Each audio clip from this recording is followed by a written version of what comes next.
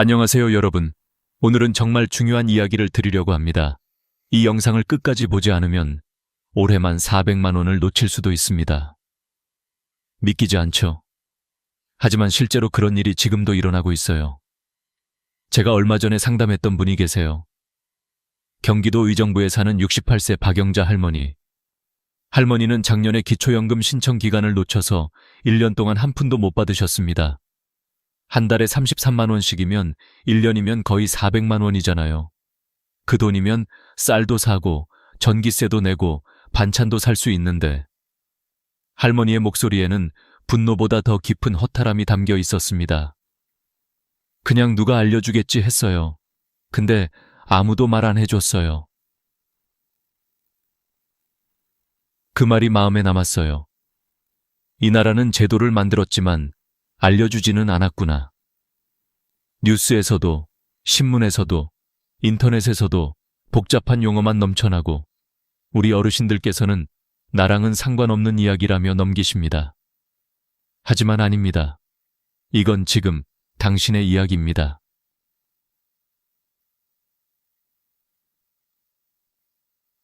11월부터 우리 어르신들에게 삶을 바꿀 5가지 정책이 새로 시작됩니다.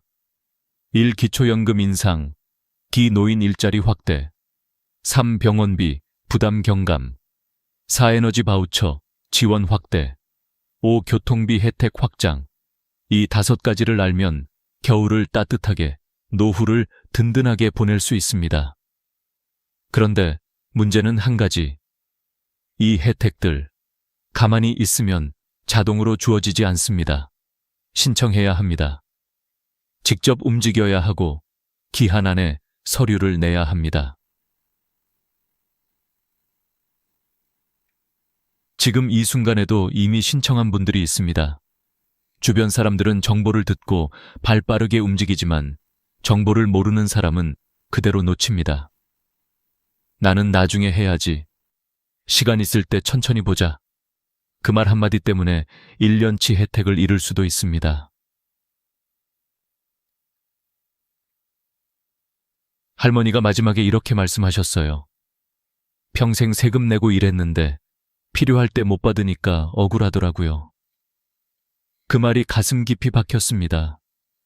그분만 억울해야 할까요? 아닙니다. 국가가 만들어 놓은 혜택을 몰라서 받지 못하는 우리 모두의 문제입니다. 그래서 오늘은 제가 직접 알려드리겠습니다.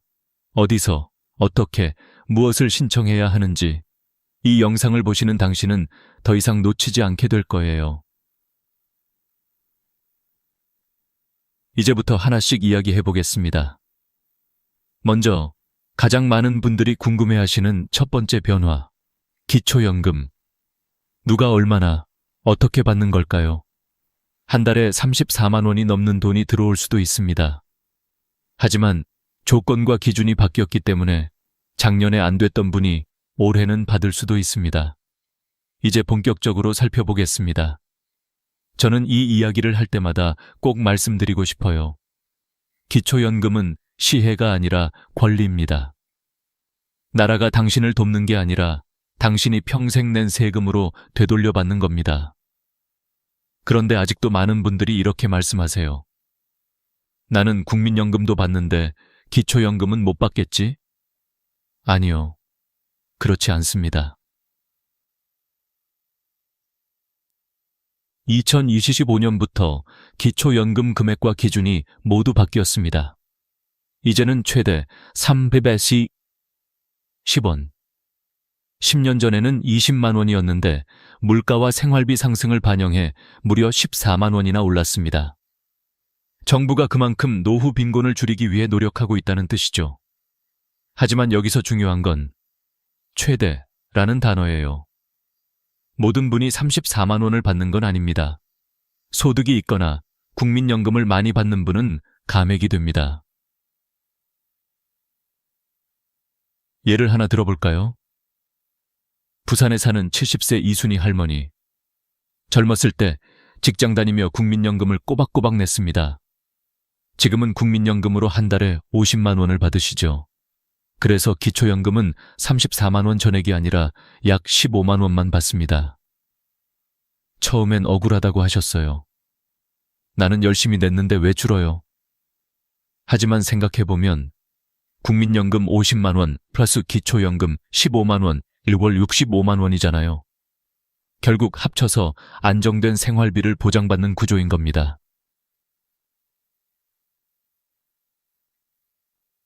또 한 가지 좋은 소식이 있습니다.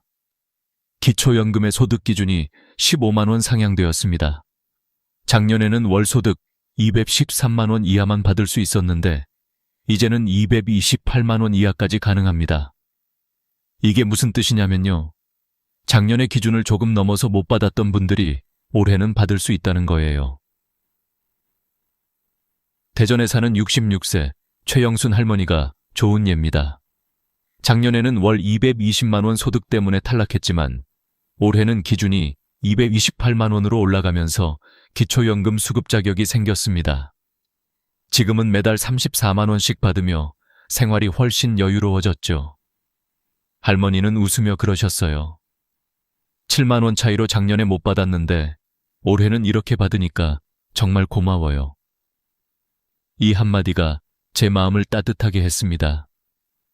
기초연금의 진짜 의미는 돈이 아니라 마음의 여유입니다. 내가 잊힌 존재가 아니라는, 사회가 나를 기억하고 있다는 증거죠. 그럼 나는 받을 수 있나? 확인해 봅시다. 방법은 아주 간단합니다. 1. 나이 조건. 만 65세 이상이어야 합니다. 생일이 지나야 신청할 수 있습니다. 생일 한 달 전부터 미리 신청 가능합니다. 2. 소득 조건. 월소득 인정액이 기준 이하여야 합니다. 이건 월급뿐 아니라 집, 땅, 예금 등 재산도 반영됩니다. 혼자 사는 분 기준으로 228만 원 이하, 부부 기준으로는 365만 6천 원 이하면 가능합니다. 3. 신청 방법. 3가지 중 하나를 고르세요. 1. 가까운 주민센터 방문, 2. 복지로, 홈페이지 접속, 3. 국민연금공단 13555 전화.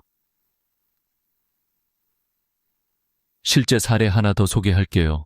경기도 고양시에 사는 67세 김정희 할머니. 작년에 나도 받을 수 있을까? 궁금해서 국민연금공단에 전화하셨대요. 직원분이 이렇게 물어봤답니다. 혼자 사세요? 소득은요? 일은 하시나요? 답을 듣고 바로 이렇게 말했대요. 할머니, 자격되세요. 내일부터 신청하셔도 됩니다. 그날 바로 주민센터로 가서 신청서를 내셨고 다음 달부터 매달 34만 원씩 통장에 들어오기 시작했습니다. 그녀는 말했습니다.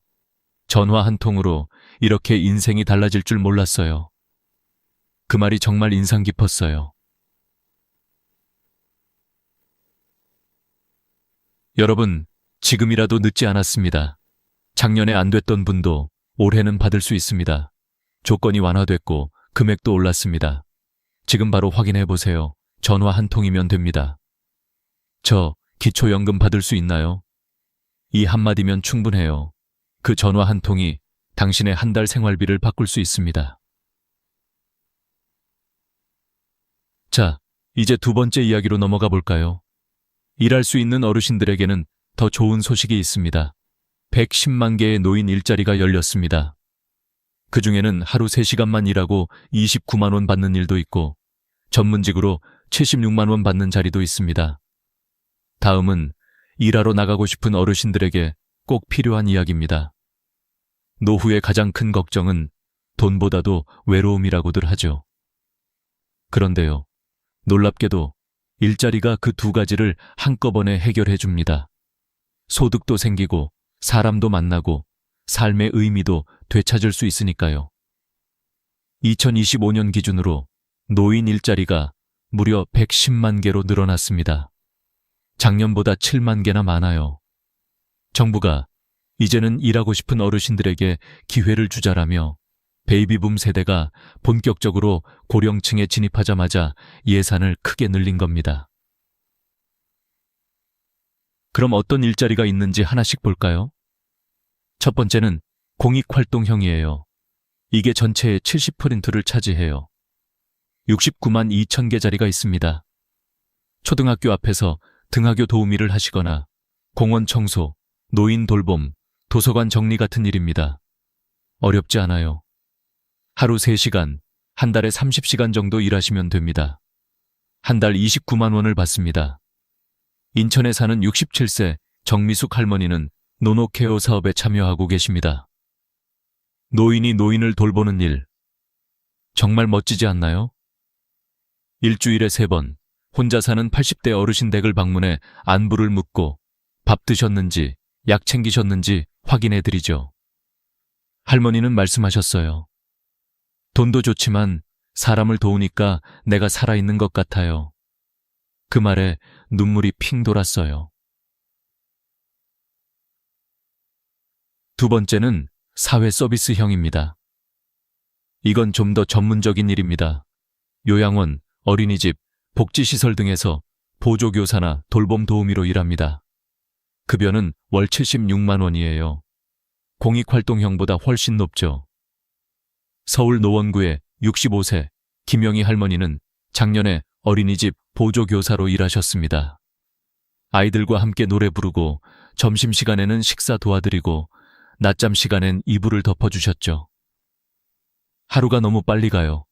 아이들 웃음소리가 제 젊은 시절 같아요. 그녀는 그렇게 말했습니다. 기초연금 34만 원과 합치면 월 110만 원이 넘어요. 이제 생활비 걱정 안 해요. 손주 용돈도 줘요. 이게 바로 일하는 행복입니다. 세 번째는 민간형 일자리입니다. 이건 실제 기업이나 상점에서 일하는 거예요. 편의점, 마트, 주유소, 경비, 청소, 사무보조 등등 다양합니다. 이건 최저임금 이상 받습니다. 하루 4시간만 일해도 월 100만 원이 넘습니다. 수원에 사는 71세 박철수 할아버지는 아파트 경비원으로 일하고 계세요. 아침 8시에 출근해서 저녁 5시에 퇴근해요. 입주민들이 항상 고맙습니다. 인사할 때마다 힘이 나요. 할아버지는 한 달에 180만 원을 받습니다. 나이 들어서도 이렇게 일할 수 있다는 게 감사해요. 이젠 손주들 용돈도 주고 아내랑 여행도 다녀요. 그 미소에는 자존감이 가득했습니다. 자, 이제 중요한 건 어떻게 신청하느냐입니다. 이건 생각보다 간단하지만 빨리 해야 합니다. 신청 자격. 대부분 만 65세 이상이지만 일부 사회 서비스형은 만 60세부터 가능합니다. 신청 시기. 매년 12월부터 다음 해 1월 사이. 일찍 신청할수록 합격 확률이 높습니다. 울산의 68세 이경수 할머니는 작년에 12월 말에 신청했다가 대기 번호를 받았어요. 결국 3월에서야 일자리를 시작했죠. 2달치 월급을 그냥 날렸어요. 그러니 이번엔 꼭 12월 초에 신청하세요. 신청 방법. 가까운 주민센터, 노인복지관, 대한노인회에서 직접 신청. 인터넷으로는 노인 일자리 홈페이지에서도 가능합니다. 준비 서류, 신분증, 통장 사본, 자격증 있을 경우. 선발 기준, 소득이 낮을수록, 독거 어르신일수록, 국가유공자, 장애인, 자격증 보유자는 점수가 높습니다. 일자리는 단순히 돈을 버는 수단이 아닙니다. 삶의 리듬을 되찾고 외로움을 덜고 세상과 이어지는 달입니다. 집 안에만 있으면 시간이 너무 길지만 밖으로 나가면 하루가 짧고 마음이 젊어집니다. 그래서 저는 이렇게 말씀드립니다. 이건 일자리가 아니라 당신의 두 번째 인생입니다. 이제 다음은 네 번째 주제입니다. 병원비 부담이 줄어드는 확실한 방법. 나이가 들수록 병원에 가는 일은 늘어나지만 그만큼 돈 걱정도 커지죠. 하지만 2025년부터 달라집니다. 어떻게 줄어드는지 구체적으로 알려드릴게요. 살다 보면 누구나 병원에 갈 일이 생기죠. 특히 나이가 들면 더 자주 병원 문을 열게 됩니다. 그럴 때마다 마음 한켠이 불안해집니다. 이번엔 얼마나 나올까? 혹시 또 카드값이 밀리면 어쩌지? 하지만 여러분, 이제 그 걱정을 조금 덜 수 있게 됐습니다. 2025년부터 병원비 부담이 확 줄어듭니다. 먼저 가장 반가운 소식부터 말씀드릴게요. 75세 이상 어르신의 외래진료비 본인 부담률이 30%에서 25%로 내려갑니다. 5폰트밖에 안 되잖아? 하실 수도 있죠. 하지만 자주 병원 다니시는 분들에게는 이 5%가 큽니다. 1년에 병원비가 200만 원이라면 10만 원을 아끼는 셈이에요. 매달 약값, 진료비, 검사비가 모이면 꽤 큰 돈이죠. 이 제도의 목적은 단순히 돈을 줄여주는 게 아닙니다. 아파도 병원에 가지 못하는 어르신이 없게 하자. 이게 정부의 생각이에요. 실제로 통계청 자료를 보면 75세 이상 어르신 중 3명 중 1명은 돈이 없어서 병원을 못 간 적이 있다고 답했습니다. 그 현실을 바꾸기 위한 첫걸음이 바로 이번 개편이에요. 또 하나, 건강보험 본인 부담 상한액 제도를 꼭 알아두셔야 합니다. 이건 정말 많은 분들이 모르세요. 1년 동안 낸 병원비가 일정 금액을 넘으면 그 초과분은 국민건강보험공단이 돌려줍니다. 예를 들어볼까요? 서울 강동구에 사는 72세 박정숙 할머니는 작년에 병원비로 약 620만 원을 냈습니다. 퇴원하고 나서 집으로 편지가 한 통 왔어요. 본인 부담 상한액 초과금 135만 원을 환급해드립니다. 그때서야 알았다고 하셨습니다. 그 돈이 다시 들어올 줄은 몰랐어요. 이런 제도가 있는 줄 처음 알았어요. 그럼 어떻게 확인하느냐? 너무 간단해요. 국민건강보험공단 1577-1000으로 전화하세요. 제가 올해 병원비를 얼마나 냈는지, 상한액을 넘었는지 알고 싶어요. 이 한마디면 상담원이 다 확인해 줍니다. 자동으로 돌려받는 경우도 있지만 가끔 주소나 계좌 정보가 틀리면 누락될 수도 있습니다. 그래서 꼭 한번 확인 전화하는 게 좋아요. 그리고 또 하나, 저소득층 어르신 의료비 지원 제도가 있습니다. 기초생활수급자이거나 차상위계층이라면 병원비의 대부분을 국가가 부담합니다. 예를 들어 차상위계층 어르신은 입원비 본인 부담률이 10%, 외래진료비는 5%로 줄어듭니다. 병원에서 접수할 때 차상위 본인 부담 경감 대상자입니다. 이렇게 말씀하시면 바로 할인 적용됩니다. 그럼 약값은 어떨까요? 2025년부터는 고혈압, 당뇨 등 만성질환 약을 장기 처방받을 수 있게 됩니다. 지금까지는 매달 병원에 가야 했지만 이제는 의사와 상의해서 3개월치까지 한 번에 처방받을 수 있습니다. 병원비도 줄고 시간도 아낄 수 있죠. 저는 이런 제도를 볼 때마다 한 가지 생각이 듭니다. 이건 어르신들을 위한 복지가 아니라 평생 성실히 살아온 사람에 대한 보답이다. 젊을 땐 세금 내고 국민연금 내고 자식 키우고 나라를 위해 일한 세대잖아요. 이제는 그 노고에 대해 돌려받는 시간입니다. 여기서 꼭 기억하세요. 75세 이상 외래진료비 25%로 인하 병원비가 너무 많으면 상한액 초과분 환급 기초생활수급자 차상위층은 병원비 최대 90%, 감면 만성질환 약 3개월치 장기 처방 가능. 이 4가지만 챙기셔도 1년에 수십만 원 이상 절약할 수 있습니다. 박정숙 할머니는 이렇게 말씀하셨어요. 예전엔 병원 가는 게 무서웠어요. 근데 지금은 덜 걱정돼요. 돈보다도 마음이 편해졌어요. 그 말이 참 따뜻했어요. 건강한 노후란 돈이 많은 게 아니라 걱정이 적은 삶이잖아요. 이제 그 다음은 겨울이 다가올수록 꼭 알아야 할 이야기입니다. 난방비와 전기요금을 절반으로 줄여주는 방법.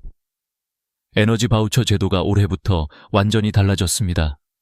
혼자 사는 분도, 부부가 사는 분도 꼭 신청하셔야 해요. 다음은 겨울을 따뜻하게 만들어줄 지원금 이야기, 에너지 바우처입니다. 겨울이 다가오면 제일 먼저 떠오르는 게 있죠. 난방비. 한겨울에는 보일러를 조금만 켜도 요금이 훅 올라갑니다. 특히 혼자 사시는 어르신들, 기초생활수급자분들에게는 정말 큰 부담이에요. 그런데 올해부터 이 걱정을 크게 덜 수 있게 됐습니다. 2025년 에너지 바우처 제도 완전히 달라졌습니다. 먼저 금액부터 알려드릴게요. 혼자 사는 분은 29만 5천 원, 두 분이 함께 사시면 43만 3천 원, 3명이면 57만 2천 원, 4명 이상이면 70만 1천 원까지 지원됩니다. 작년보다 많게는 10만 원 이상 올랐어요. 서울 강북구의 75세 정춘자 할머니는 올해 처음 이걸 신청하셨대요. 작년엔 몰라서 못 받았는데 올해는 동사무소 직원이 알려줘서 받았어요. 정말 다행이죠. 할머니는 난방비 부담이 반으로 줄었다며 환하게 웃으셨습니다. 보일러 마음 놓고 틀 수 있어서 너무 좋아요. 예전엔 전기장판만 덮고 떨었는데 이젠 집이 따뜻하니까 마음까지 편해요. 그런데 올해 가장 큰 변화는 여름 겨울 구분 폐지입니다. 작년까진 여름용 겨울용으로 나눠서 지원됐는데 이제는 한 번에 전체 금액이 지급됩니다. 즉, 언제, 얼마나 쓸지는 여러분이 정할 수 있습니다. 예를 들어 여름엔 선풍기로 버티고 겨울에만 많이 쓰고 싶다면 겨울에 몰아서 써도 됩니다. 반대로 더위에 약하신 분들은 여름에 먼저 써도 돼요. 정부가 아니라 당신이 직접 선택하는 구조로 바뀐 겁니다. 그럼 누가 받을 수 있느냐고요? 이 조건에 해당되면 받을 수 있습니다. 1. 기초생활수급자. 생계, 의료, 주거, 교육급여 중 하나라도 받는 분. 2. 그리고 아래 조건 중 하나라도 해당되면 됩니다. 만 65세 이상 어르신, 장애인, 영유아가 있는 가정, 임산부, 중증질 환자, 한부모 가족. 신청은 간단합니다. 방법 1. 주민센터 방문 신분증만 들고 가까운 주민센터로 가세요.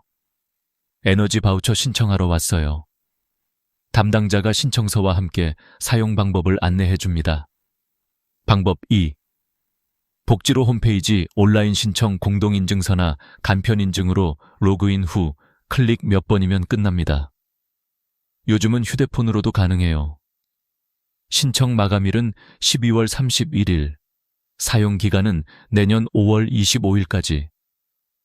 올해 7월부터 이미 사용 중인 분들도 많아요. 그리고 중요한 포인트 하나. 에너지 바우처는 두 가지 방식으로 사용할 수 있습니다. 1. 가상카드형, 전기 도시가스 지역 난방, 고지서에서 자동 차감됩니다. 2. 실물카드형, 국민행복카드로 지급되어 연탄 등유 LPG를 살 때 직접 결제. 신청할 때 두 가지 중 원하는 방식 하나를 고르시면 됩니다. 그럼 이런 분들이 궁금하실 거예요. 작년에 이미 받았는데 올해도 다시 신청해야 하나요? 아닙니다. 주소나 가족 구성, 계좌가 변동이 없으면 자동 신청됩니다. 하지만 만약 이사했거나 가족 수가 달라졌다면 반드시 다시 신청해야 합니다. 정리해 드릴게요. 혼자 살면 약 30만 원, 둘이면 43만 원 이상 지원 여름 겨울 구분 없이 자유롭게 사용 가능 주민센터나 복지로에서 12월 31일까지, 신청 사용 기간은 내년 5월 25일까지. 서울 구로구에 사는 69세 김명자 할머니는 이렇게 말씀하셨어요. 이건 단순한 지원금이 아니라 마음의 온기예요. 보일러 켤 때마다 나라가 나를 기억해준다는 느낌이 들어요. 그 말이 참 따뜻했습니다. 에너지 바우처는 겨울의 온도뿐 아니라 마음의 온도를 올려주는 제도입니다.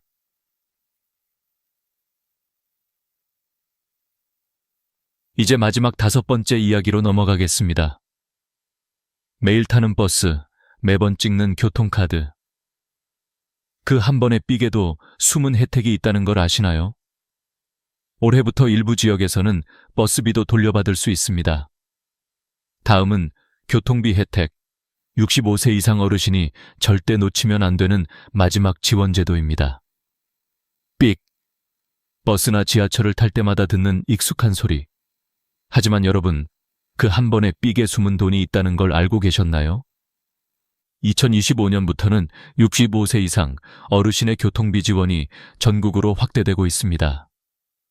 그냥 몇천 원 아끼는 거겠지라고 생각하실 수 있지만 매일 이용하신다면 1년에 수십만 원이 절약됩니다. 매언저, 가장 기본이 되는 건 지하철 무료 이용 제도입니다. 65세 이상이라면 전국 어디서나 무료로 이용 가능하죠. 서울, 부산, 대구, 광주, 인천, 어디든 경로우대 교통카드 한 장이면 충분합니다. 그런데 문제는 버스입니다. 지하철은 공짜인데 버스는 유료인 지역이 많아요. 그래서 정부와 지방자치단체들이 올해부터 버스비 지원 시범 사업을 시작했습니다. 대표적인 곳이 경기도 화성, 안양, 평택, 성남, 의왕, 남양주입니다.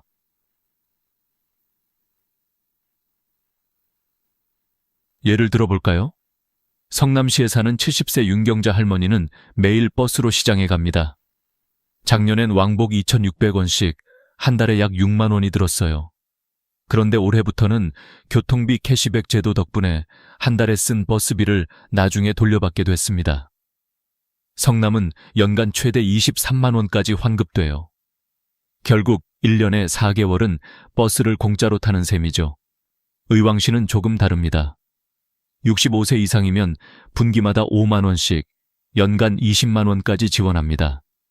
버스 탈 때마다 경로우대 카드로 찍기만 하면 나중에 계좌로 환급이 들어옵니다. 그리고 정말 놀라운 소식이 있습니다. 대구는 2025년부터 75세 이상 어르신 버스 완전 무료. 지하철뿐 아니라 시내버스도 무료입니다.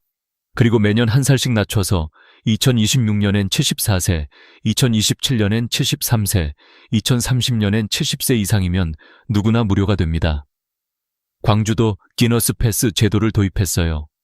65세 이상이 한 달에 15번 이상 버스를 타면 이용 요금의 최대 50%를 돌려줍니다. 탈수록 돌려받는 시스템이 된 거예요.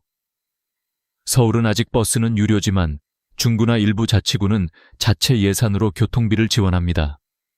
택시까지 포함하는 곳도 있습니다. 이건 지역마다 다르기 때문에 꼭 주민센터에 전화로 확인하세요. 65세 이상 교통비 지원 있나요? 이 한마디면 담당자가 바로 알려줍니다. 이제 신청 방법을 정리해 드릴게요. 카드 재발급 대부분의 지역은 농협 또는 주민센터에서 재발급 받습니다. 신분증과 통장만 들고 가세요. 어르신 교통카드 재발급 받으러 왔어요. 바로 그 자리에서 카드가 나옵니다. 사용 방법, 버스 탈 때마다 그 카드로 삑. 한 달 단위로 사용 내역이 집계되어 분기마다 환급금이 자동 입금됩니다. 추가 팁. 지하철에서 버스로 환승할 때는 버스 요금이 적용됩니다. 반대로 버스에서 지하철로 환승할 때는 무료입니다. 환승 시간은 30분 이내 꼭 기억하세요.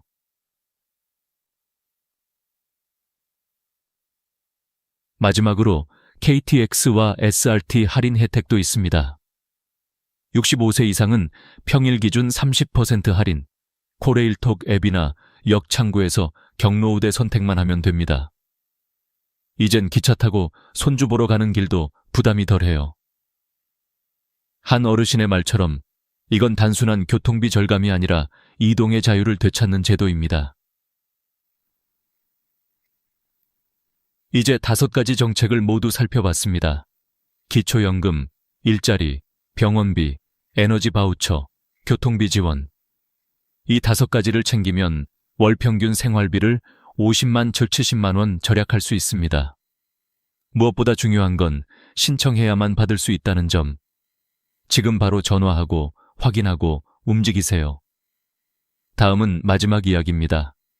놓치지 않기 위한 실전 행동 체크리스트 10가지. 오늘 당장 해야 할 일을 하나하나 정리해드리겠습니다. 새로운 기회의 문. 이제는 나이 들었으니 내가 할 수 있는 게 뭐가 있을까?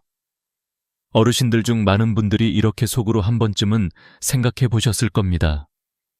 젊을 때는 가족을 위해 앞만 보고 달렸지만 정작 은퇴하고 나면 세상과 조금 멀어진 느낌. 밖은 너무 빨리 변하고 나는 어느 순간 멈춰 서 있는 사람처럼 느껴지는 때 말입니다. 그런데요, 여러분.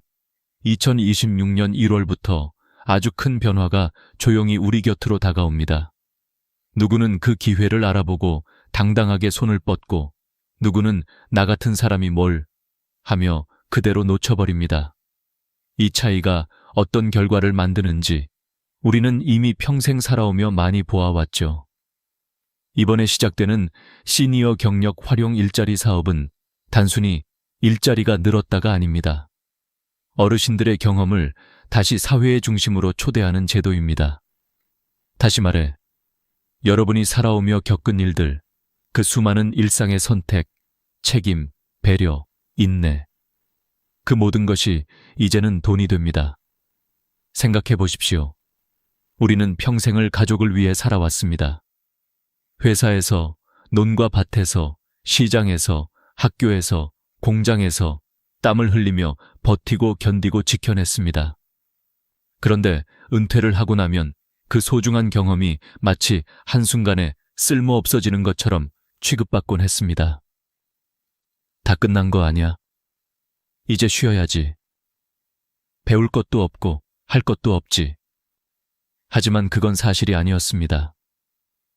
오히려 지금 이 사회는 경험이 많은 사람, 공감할 줄 아는 사람, 말 한마디에 따뜻함이 묻어나는 사람을 간절히 필요로 하고 있습니다.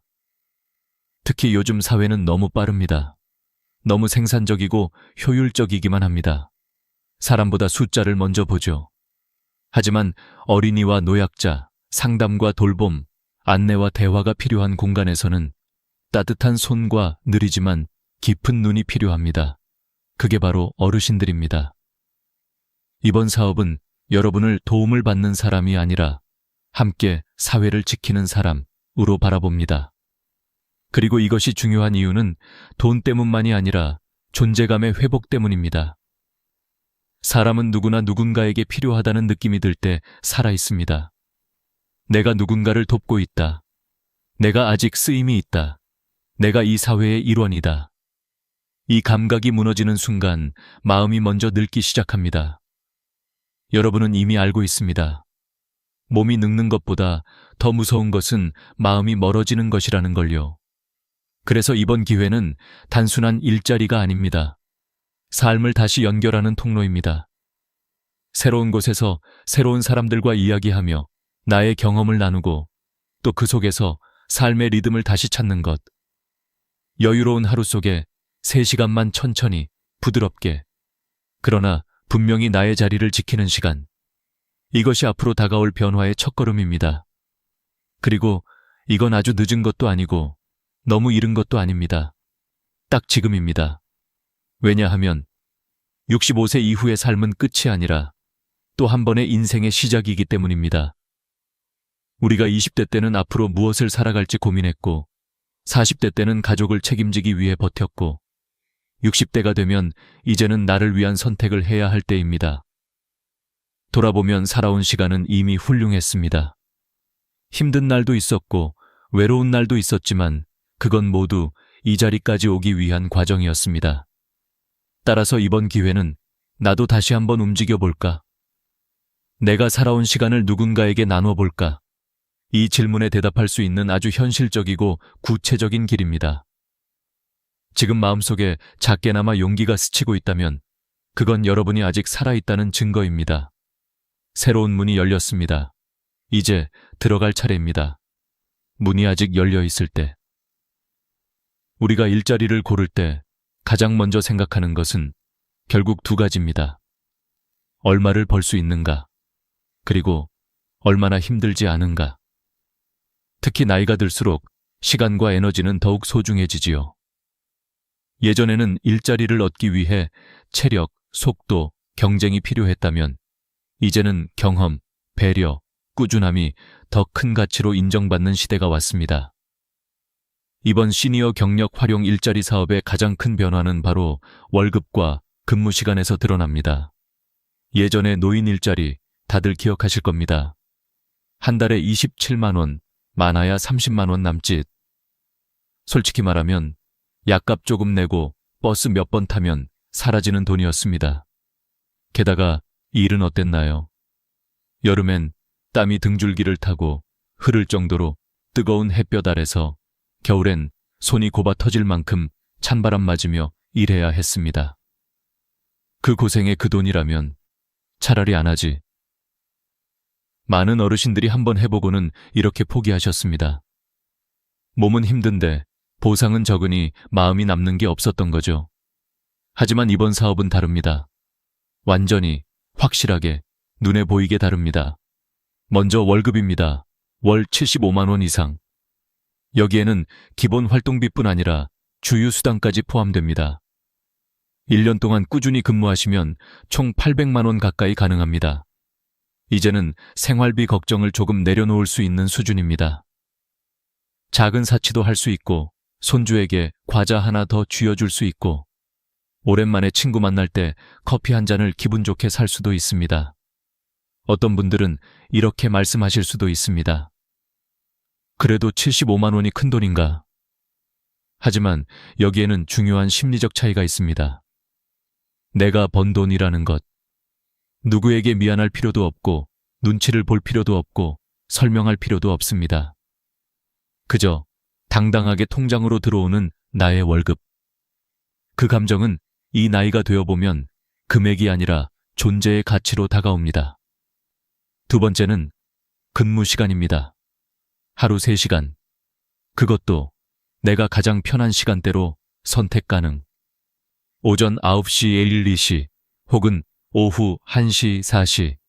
그저 하루 중 가장 여유로운 시간에 잠시 다녀오면 됩니다. 점심 전이면 점심 전에 끝내고 오후에 시간이 좋으면 오후에 다녀오면 됩니다. 그리고 무엇보다 중요한 점. 대부분 실내 근무입니다. 더 이상 계절과 싸우지 않아도 됩니다. 비가 오든 눈이 오든 바람이 불든 쾌적한 환경에서 편안하게 일할 수 있습니다. 여기서 잠깐. 왜 이런 변화가 생겼을까요? 단지 복지 차원이 아닙니다. 정부는 이제 어르신들을 노동의 주체로 다시 바라보기 시작했습니다. 도움을 받는 대상이 아니라 사회에 여전히 기여할 수 있는 경험 전문가로 인정한다는 뜻입니다. 그리고 이건 단지 돈과 시간이 좋아졌다는 의미를 넘어 우리가 살아온 세월의 무게가 존중받기 시작했다는 신호입니다. 예를 들어볼까요? 젊은 사람은 속도와 힘이 있을지 모릅니다. 하지만 사람을 이해하는 능력, 말 한마디에 묻어나는 온기, 상대의 마음을 편안하게 만드는 분위기는 오랜 세월을 살아온 사람만이 가질 수 있는 능력입니다. 이 능력은 숫자로 계산되지 않지만 사람의 삶에 가장 깊이 스며드는 가치입니다. 그래서 이번 일자리는 경험이 자산인 사람들을 위한 자리입니다. 돈을 조금 더 버는 것이 목적이 아니라 내 삶의 리듬을 되찾는 것이 핵심입니다. 사람은 규칙적인 일상 속에서 건강을 지킵니다. 하루에 일정한 시간에 일어나고, 움직이고, 대화하고, 웃고, 만나는 시간. 이 리듬이 무너지면 몸도 마음도 빠르게 약해지지만 다시 회복하면 표정부터 달라지고 건강이 돌아옵니다. 한 연구에서는 하루 3시간 사회활동을 꾸준히 한 어르신들은 그렇지 않은 어르신보다 우울감이 42% 감소하고 운동기능 저하 위험이 37% 줄었다고 발표했습니다. 그리고 가장 인상적인 결과는 자존감이 68% 향상되었다는 것입니다. 이건 누구와 비교해서가 아니라 나 자신과의 거리가 가까워졌다는 뜻입니다. 우리는 모두 압니다. 사람은 몸이 아니라 마음이 늙을 때부터 진짜 늙는다는 것을. 그러니 이번 변화는 단순한 일자리 정책이 아니라 삶의 속도를 다시 되찾는 일입니다. 천천히, 그러나 분명하게. 이제 중요한 건 한 가지입니다. 할 수 있을까?가 아니라 해볼까? 입니다. 여러분의 인생은 아직 끝나지 않았습니다. 아니, 어쩌면 지금부터가 진짜 나를 위한 시간일지도 모릅니다. 어떤 일을 하게 될까? 이제 많은 분들이 가장 궁금해하시는 부분입니다. 도대체 무슨 일을 하게 되는 건가? 내가 할 수 있는 일일까? 힘들지 않은 일일까? 여기서 중요한 것은 이번 일자리의 핵심이 경험을 활용하는 일이라는 점입니다. 몸을 많이 쓰는 일이 아니라 사람을 대하고 보살피고 안내하고 함께 있어주는 일이 중심입니다. 그렇기 때문에 특별한 자격증도 빠른 손과 발도 체력 경쟁도 필요하지 않습니다. 사실 가장 큰 자격은 이미 여러분이 평생 살아오면서 갖추었습니다. 인내, 배려, 공감, 책임감. 이 네 가지는 그 어떤 학교에서도 그 어떤 자격 시험에서도 배울 수 없는 것들이죠. 하지만 여러분은 이미 수십 년 동안 그것을 삶 속에서 몸으로 익혀오셨습니다. 그래서 이번 일자리의 대부분은 어르신들이 가장 잘할 수 있는 일들로 구성되어 있습니다. 먼저 손주 돌봄 보조 활동입니다. 이 일을 하면 어린이집이나 지역 아동센터에서 선생님을 도와 아이들을 살피는 역할을 하게 됩니다. 아이들이 밥을 먹을 때 천천히 옆에서 챙겨주고, 낮잠 잘 때 등을 토닥이며 재워주고, 그림책을 함께 펼쳐 읽어주고, 운동장이나 놀이터에 나가면 손을 잡아주고 보호해주는 일들입니다. 여기서 중요한 건 힘을 쓰는 것이 아니라 마음을 쓰는 일이라는 겁니다. 아이들은 누구보다 따뜻한 손길을 금방 알아봅니다. 부드럽게 이름을 불러주는 목소리, 급하지 않고 천천히 기다려주는 시선, 넘어졌을 때 괜찮아, 천천히 하면 돼 라고 말해주는 안정감. 이건 젊은 교사가 따라할 수 없는 세월이 만들어준 힘입니다. 아이들과 함께 있는 시간은 어르신들에게도 큰 활력이 됩니다. 작은 손이 내 손을 꼭 잡아올 때 여기에서 내가 여전히 필요한 사람이라는 것을 마음으로 느끼게 됩니다. 두 번째는 공공 서비스 안내 및 행정 지원입니다. 이 일은 주민센터, 복지관, 지역 서점, 공공시설 등에서 이루어집니다. 자리에서 편안하게 앉아 주민들을 맞이하고 간단한 안내와 정리, 줄서기 안내, 서류 위치 안내 등을 돕는 역할입니다. 나는 컴퓨터 못하는데 괜찮나? 많은 분들이 이렇게 걱정하시지만 괜찮습니다. 컴퓨터 입력이 주 업무가 아니라 사람을 맞이하고 대화를 통해 안내하는 일이 중심이기 때문입니다. 예를 들어 보겠습니다. 어떤 어르신이 주민센터 문 안으로 들어옵니다. 어디로 가야 할지 몰라 두리번거리는 모습.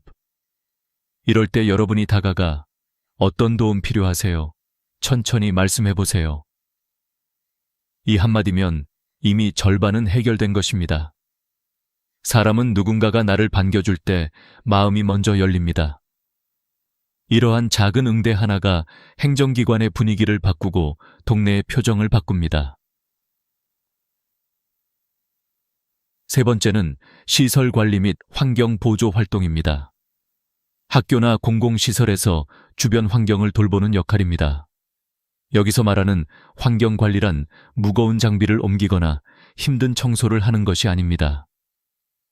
예를 들어 학교 급식 시간에 아이들이 줄을 서고 차례를 지킬 수 있도록 부드럽게 지켜보는 일, 서점에서 책을 정리하며 조용히 공간을 유지하는 일, 복지센터에서 사람들이 편안하게 이용할 수 있도록 안내하는 일, 몸이 크게 불편하지 않은 어르신들이라면 부담 없이 할 수 있는 일들입니다.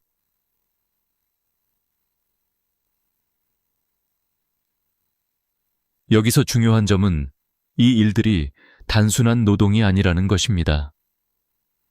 이건 사람과 사람을 이어주는 일, 관계 속에서 서로의 삶을 부드럽게 떠받쳐주는 일입니다. 젊은 사람은 빠르게 움직이지만 속도가 빠른 만큼 마음은 쉽게 지칩니다. 하지만 어르신들은 속도는 느려도 마음을 오래 쓰고 깊게 쓸 줄 아는 사람들입니다. 그래서 이번 일자리는 여러분을 느린 힘의 전문가로 인정합니다. 또 한 가지 중요한 것. 주말과 공휴일은 쉽니다. 가족과의 시간, 친목 시간, 취미 생활을 방해하지 않습니다. 또 1년 동안 꾸준히 일하면 유급 연차 휴가도 지급됩니다. 연차를 쓰지 않으면 연차 수당으로 돌려받습니다. 그리고 혹시라도 일하다 다치면 어떻게 하냐고요? 걱정 마십시오. 산재보험이 자동 적용됩니다. 치료비 걱정 없이 안전하게 보호받으며 일할 수 있습니다.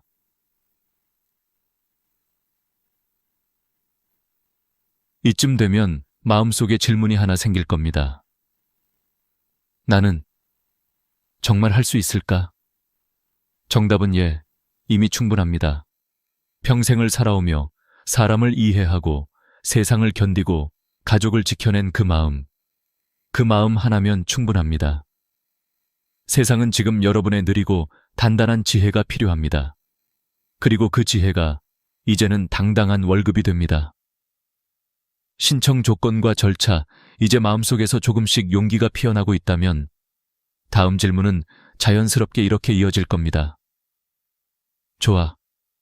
그럼 나는 신청할 수 있을까? 어디로 가야 하고 무엇을 준비해야 하지?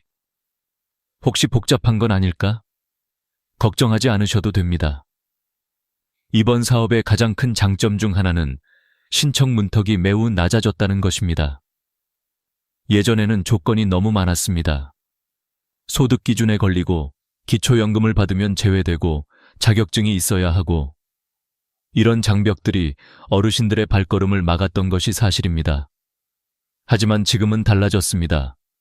핵심은 단 하나, 만 65세 이상이면 누구나 신청할 수 있습니다. 학력은 상관없습니다. 과거 직장 경력이 있든 없든 상관없습니다. 재산이 많든 적든 상관없습니다. 자녀가 있든 없든 혼자 살든 함께 살든 전혀 문제되지 않습니다. 그리고 무엇보다 많은 분들이 걱정하셨던 부분, 기초연금을 받고 있어도 이 일자리에 참여할 수 있습니다. 이제는 받으면 일자리 못한다는 오래된 걱정을 버리셔도 됩니다. 기초연금과 월급을 동시에 받는 것이 가능합니다. 다만 예외가 되는 경우가 단 2가지 있습니다. 첫째, 생계급여를 받고 계신 분. 둘째, 현재 다른 직장에서 4대 보험을 내고 계신 분. 이 2가지에 해당하지 않는다면 여러분은 그냥 신청하시면 됩니다. 정말로 그게 전부입니다. 그리고 여기서 중요한 사실을 하나 더 말씀드리겠습니다. 정부는 이번 사업을 위해 예산을 매우 크게 책정했습니다. 즉, 자리 경쟁이 너무 치열해서 떨어질까 걱정. 그럴 가능성은 생각보다 높지 않습니다. 원하는 마음과 꾸준히 참여할 의지, 이 2가지만 있다면 대부분 선발된다고 보시면 됩니다. 그럼 신청 방법은 어떻게 될까요? 가장 쉬운 방법은 신분증 하나 들고 가까운 주민센터, 행정복지센터 또는 노인복지관에 가시는 것입니다. 문을 열고 들어가 이렇게 말씀하세요. 시니어 경력 활용 일자리 신청하러 왔습니다. 그러면 담당 직원이 신청서를 줍니다. 그 신청서는 길지도 않고 어려운 내용도 없습니다. 이름, 연락처, 건강상태, 집 주소, 선호하는 근무시간, 집 근처, 희망 근무지. 이 정도만 적으면 됩니다. 혹시 글씨 쓰는 것이 불편하신 분들은 직원에게 천천히 부탁하셔도 됩니다. 손이 조금 불편해서요. 그러면 천천히 친절하게 도와드릴 겁니다. 그러라고 있는 사람들입니다. 그 신청 시기 또한 중요합니다. 2025년 12월부터 전국적으로 모집 접수가 시작됩니다. 여기서 가장 중요한 팁 하나. 선착순은 아니지만 먼저 신청한 사람이 더 유리합니다. 왜냐하면 지자체는 신청서를 검토할 때 먼저 들어온 신청서부터 배정 우선순위를 고려하기 때문입니다. 즉, 같은 조건이라면 빨리 신청한 사람이 먼저 선택됩니다. 그러니 조금 있다가 하지 뭐 라고 미루지 마십시오. 미루는 건 기회를 잃는 가장 쉬운 방법입니다. 그리고 또 하나 반드시 기억해야 할 팁. 신청서의 희망 근무지 1순위, 2순위, 3순위를 꼭 적어야 합니다. 이거 정말 중요합니다. 왜냐하면 여러분은 하루 3시간씩 매일 출퇴근을 하셔야 합니다. 집에서 너무 먼 곳을 배정받으면 일을 시작하기 전에 이미 지치게 됩니다. 가장 좋은 장소는 집에서 걸어서 갈 수 있는 거리입니다. 혹은 버스로 현대 15분 내 이동할 수 있는 곳. 자신의 생활에 맞춰 선택하면 일이 습관처럼 자연스럽게 자리 잡습니다. 그리고 신청할 때 하나 더 중요한 것이 있습니다. 솔직함. 상담할 때 이렇게 말하십시오. 무리하게 힘든 일은 못합니다. 사람들과 이야기하는 건 잘합니다. 아이들 보는 건 익숙합니다. 앉아서 하는 일이라면 자신 있습니다. 이렇게 말해주셔야 여러분에게 맞는 일자리가 정확히 배정됩니다. 억지로 참아가며 일하는 건 오래가지 않습니다. 하지만 나에게 잘 맞는 일을 하게 되면 그 일은 노력이 아니라 생활의 일부가 됩니다. 여기서 아주 중요한 한 문장. 여러분은 누군가의 부담이 아니라 누군가에게 꼭 필요한 사람입니다. 신청은 자신을 증명하는 절차가 아니라 자신을 다시 사회의 자리로 데려오는 과정입니다. 그 문을 여는 첫걸음은 생각보다 훨씬 가볍습니다. 천천히 걸어서 주민센터 문을 열고 들어가는 것. 그 한 걸음이 앞으로의 1년, 그리고 남은 인생의 흐름을 바꿀 수 있습니다. 가까운 길은 멀어 보이고 먼 길은 가까운 것처럼 느껴질 때가 있습니다. 하지만 인생에서 가장 중요한 길은 늘 지금 여기에서 시작하는 길입니다. 그리고 그 길은 이미 여러분 앞에 펼쳐져 있습니다. 이제 선택만 남았습니다. 숨겨진 혜택과 안전장치, 지금까지 말씀드린 월급, 근무 시간, 업무 내용만으로도 충분히 매력적인데요. 그런데 이 일자리에는 겉으로 보이지 않는 더 큰 혜택들이 숨어 있습니다.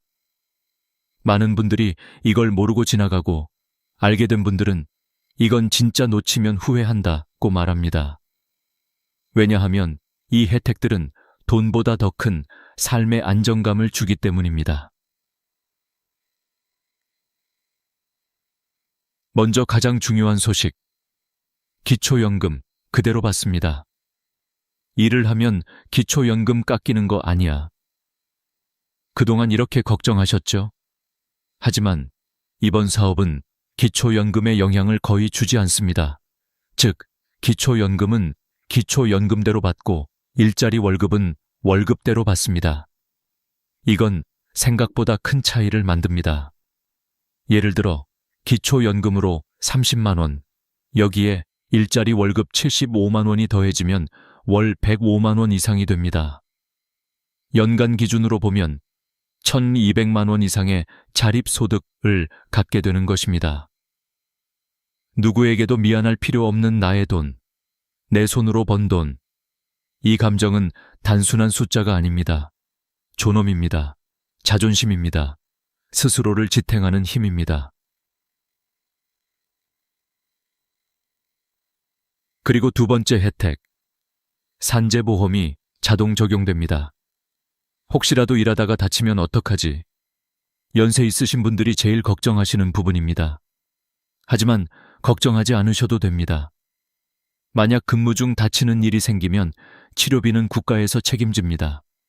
병원비 때문에 마음 졸일 필요 없습니다. 내가 늙어서 다른 사람에게 피해 줄까? 이렇게 눈치 볼 필요도 없습니다. 안전하게 보호받으며 일할 수 있는 구조입니다. 그리고 또 하나, 명절 수당입니다. 설날, 추석, 큰 명절에는 10만 원씩 추가 수당이 지급됩니다. 10만 원이 큰 돈인가? 라고 할 수도 있지만 명절 상 차릴 때, 손주들 용돈 줄 때, 가족들이 모였을 때 당당히 머리를 들고 웃을 수 있게 해주는 작고 단단한 여유입니다. 그 여유는 돈의 크기가 아니라 마음의 크기로 느껴집니다.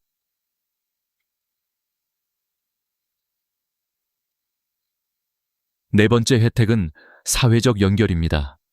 사람은 혼자 있을 때 마음이 무너집니다. 집 안에서 TV만 보며 시간을 보내다 보면 시간이 흐르는지도 모르게 됩니다. 움직이지 않으면 몸도 굳고, 말하지 않으면 마음도 다치고, 만나지 않으면 세상과 멀어집니다. 하지만 이번 일자리의 구조는 사람과 사람이 자연스럽게 연결되도록 설계되어 있습니다. 아침에 옷을 갈아입고 나가 누군가와 대화를 하고, 누군가의 손을 잡아주고, 누군가의 고개 끄덕임을 받고 돌아오는 하루.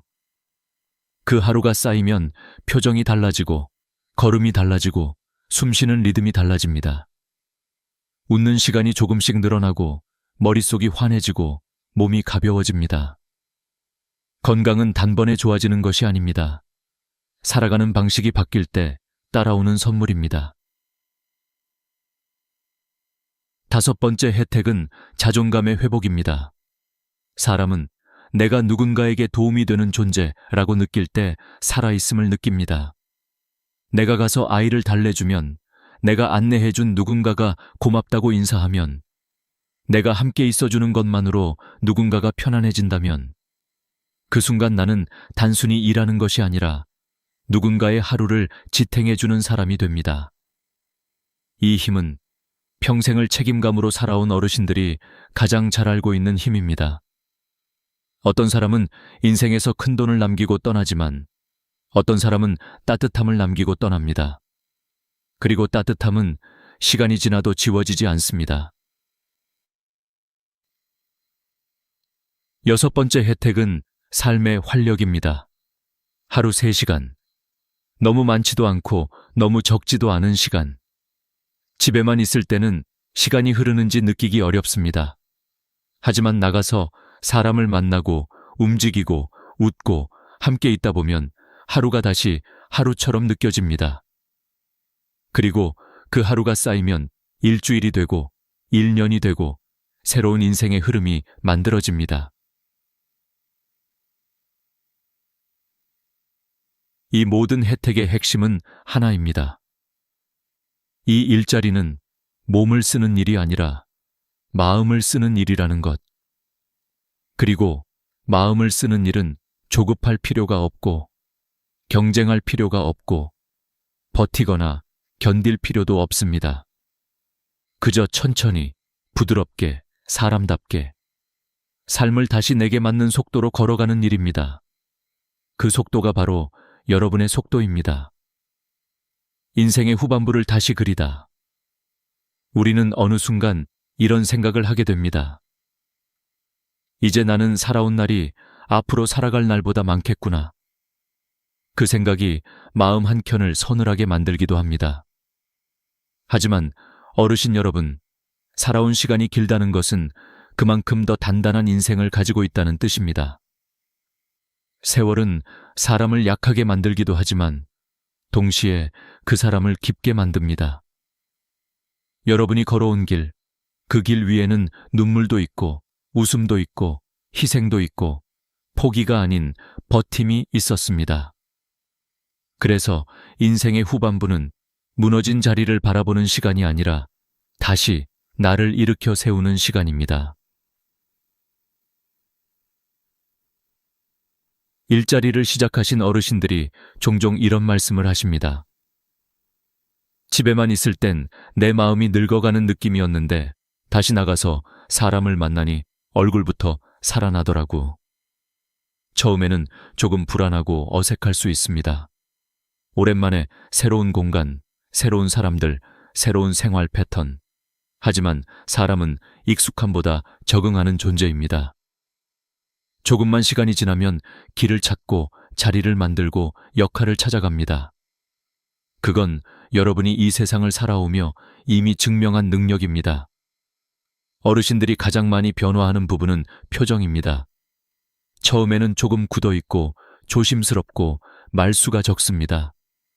하지만 아이의 손을 잡고 산책을 도와주거나 주민센터에서 누군가에게 의자를 안내해주거나 공공시설에서 천천히 책을 정리하거나 그 작은 순간들을 반복하게 되면 눈빛과 미소가 자연스럽게 살아납니다. 사람은 누군가에게 필요한 존재로 느껴질 때 가장 깊이 살아있음을 경험합니다. 그리고 여러분이 이 일자리를 선택하는 가장 큰 이유는 사실 돈이 아닙니다. 돈은 그저 문을 여는 열쇠일 뿐입니다. 진짜 이유는 나는 아직 살아있고 내 삶은 지금도 계속되고 있고 나는 여전히 누군가를 따뜻하게 만들 수 있는 사람이다. 이 사실을 다시 확인하고 싶은 마음입니다. 사람은 나이를 먹는 것이 아닙니다. 시간 속에서 모양이 달라지는 것입니다. 예전에는 속도가 필요했고 경쟁이 필요했고 가족을 지키기 위한 강함이 필요했습니다.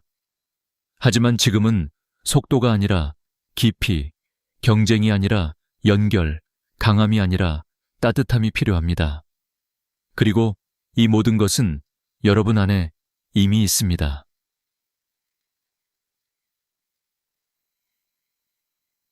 인생은 두 번 꽃이 핍니다. 한 번은 청춘에, 그리고 또 한 번은 지금 같은 때에. 사람은 나이 들수록 겉모습은 조금씩 작아지지만 마음은 더 넓어지고 깊어집니다. 손주와 손을 잡고 걷는 길, 이웃과 서로 안부를 묻는 대화, 일 끝나고 집으로 돌아오는 가벼운 발걸음. 그 속에 담긴 평온함은 젊어서 바쁘게 살던 때에는 절대로 얻을 수 없었던 선물입니다. 지금까지의 삶이 누군가를 위해 달려온 삶이라면 이제부터의 삶은 나를 위한 삶이어야 합니다. 아침에 일어나는 이유가 생기고 외출할 옷을 고르는 즐거움이 있고 누군가와 웃으며 하루를 나누는 시간이 있다면 그건 이미 삶이 다시 피어나고 있다는 신호입니다. 이 사업은 어르신에게 새로운 미래를 약속하는 프로젝트가 아닙니다. 대신 이미 여러분 안에 있던 삶의 힘을 다시 깨워주는 기회입니다. 그리고 제가 오늘 드리고 싶은 마지막 한마디는 이것입니다. 지금부터도 늦지 않았습니다. 정말 전혀 늦지 않았습니다. 우리는 살아온 날보다 남은 날을 더 진하게 만들 수 있습니다. 그 시작은 거창하지 않습니다. 단 한 걸음입니다. 집 문 앞에서 신발을 신고 주민센터 문을 열고 들어가는 그 단순한 한 걸음. 그 한 걸음이 여러분의 인생을 다시 꽃피우는 출발점이 됩니다. 여러분의 시간은 여전히 아름답고 여전히 귀하고 여전히 살아있습니다.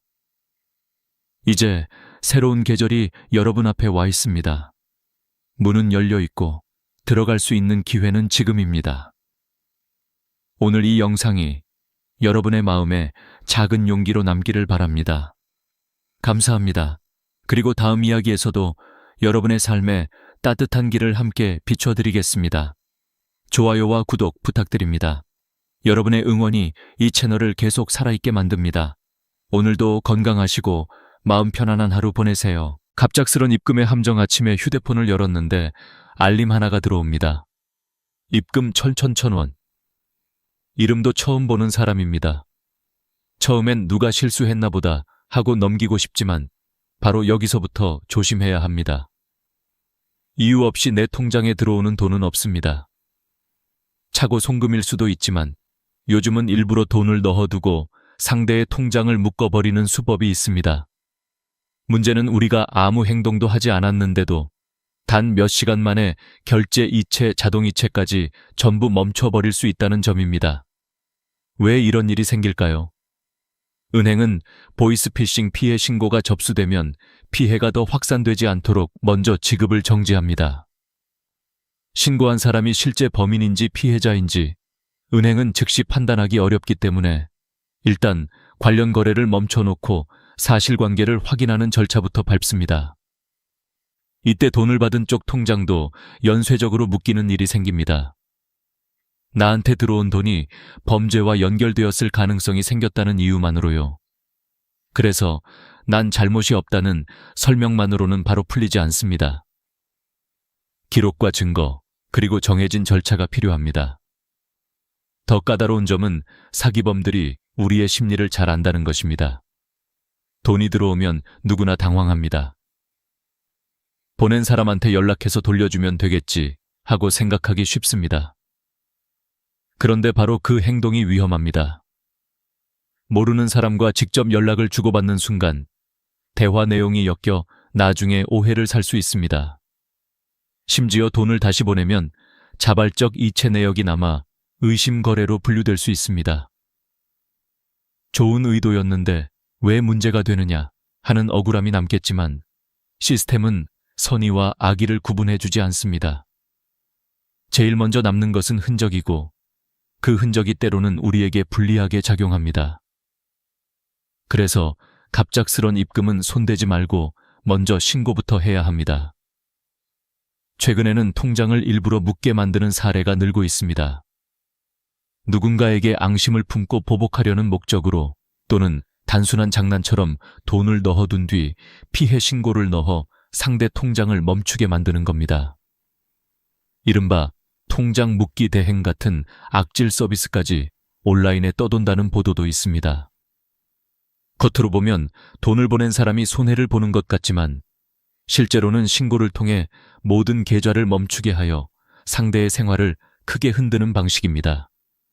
자동이체가 끊기고 카드 결제가 막히고 연금급여 입금이 들어오지 않는다면 그 불편과 경제적 타격은 생각보다 큽니다. 어르신들뿐 아니라 20대 취준생, 30, 40대 직장인, 자영업자까지 누구나 당할 수 있다는 점이 더 무섭습니다.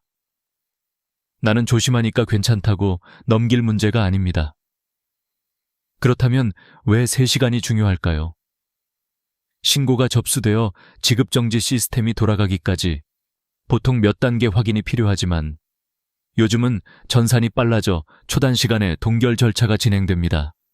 우리가 먼저 은행, 금감원, 경찰에 나는 이 거래와 무관하다는 선제 신고 기록을 남겨야 하는 이유가 바로 여기에 있습니다. 같은 사건이라도 누가 먼저 기록을 남겼는지가 나중에 큰 차이를 만듭니다. 아직 신고가 안 들어왔다는 단계에서 우리가 미리 알리고 사건 번호를 확보하면 추후 분쟁에서 억울함을 덜 수 있고 지급정지 자체를 막거나 범위를 최소화할 가능성이 커집니다. 반대로 몇 시간만 미루다 보면 이미 정지가 걸리고 그 다음부터는 풀기 위한 증거 싸움이 시작됩니다. 갑작스런 입금은 또 다른 유혹을 동반합니다. 지금 급해서 그런데 반만 돌려주시면 신고 취소하겠다는 연락이 오기도 합니다. 서둘러 문제를 끝내고 싶다는 우리의 조바심을 노리는 말입니다. 그러나 조건부 이체는 두 번째 함정입니다. 돈을 보내는 순간 사건의 양상이 달라지고 돌려받기 어려울 뿐 아니라 우리에게 불리한 해석이 붙습니다. 또한 문자 메신저로 오가는 대화는 조작되기 쉽고 그 내용을 우리가 전부 통제할 수도 없습니다. 그래서 원칙은 단순합니다. 연락하지 않는다, 이체하지 않는다, 스스로 해결하지 않는다. 이 3가지만 지켜도 큰 위험을 피할 수 있습니다. 여기서 중요한 건 상식적인 불편함을 감수하는 태도입니다. 나와 무관한 돈이 들어왔을 때 빨리 돌려주고 끝내자는 생각은 상식적으로 맞아 보입니다. 하지만 금융사기 환경에서는 상식이 우리를 지켜주지 않습니다. 절차가 지켜줍니다. 공식 번호로 전화를 걸고 상담 기록을 남기고 입금 내역을 캡처하고 필요시 경찰서에서 사실 확인서를 받는 것. 조금 번거롭지만 이것이 내 통장을 지키는 가장 안전한 길입니다. 특히 어르신일수록 문자 링크를 누르지 말고 가족이나 가까운 사람에게 먼저 알려 함께 확인하는 습관이 필요합니다. 혼자서 해석하고 결정하려다 실수를 키우는 경우가 많기 때문입니다. 또 하나 기억해야 할 점은 앱 보안과 기기 관리입니다. 금융앱은 항상 최신 버전으로 업데이트하고 잠금 비밀번호를 주기적으로 바꾸어야 합니다. 통화 자동 녹음 설정, 문자 전체 화면 캡처 방법을 미리 알아두면 실제 상황에서 허둥대지 않습니다. 가족과의 비상 연락 규칙을 정해두는 것도 좋습니다. 예를 들어 의심 거래가 보이면 바로 가족 단톡에 알리기, 은행, 금감원, 경찰, 공식 번호를 전화부 상단에 고정해두기 같은 작은 습관이 큰 사고를 막습니다. 예방은 거창한 기술이 아니라 자잘한 생활 수칙에서 시작됩니다. 지금 이 순간에도 누군가의 계좌로 낯선 돈이 들어가고 있을 겁니다. 어떤 분은 에이 설마 하며 지나치고 어떤 분은 바로 신고해 스스로를 지켜냅니다. 두 사람의 차이는 운이 아니라 준비와 판단의 속도입니다. 왜 나한테 이런 돈이 들어왔지? 라는 의심이 드는 즉시 우리는 해야 할 일을 알고 있어야 합니다. 손대지 않고 연락하지 않고 기록을 남기고 공식 창구로 알리는 것. 이 단순한 순서를 잊지 않는다면 갑작스런 입금은 더 이상 함정이 되지 않습니다. 작은 당황을 잘 다스리면 큰 피해를 막을 수 있습니다. 그리고 그 침착함이 여러분의 평생 재산과 신용을 지켜줍니다. 우리가 선택할 수 있는 길은 명확합니다. 불분명한 돈과 직접 거래하지 않는 것, 절차를 믿고 따르는 것, 그리고 혼자 끙끙 앓지 않는 것.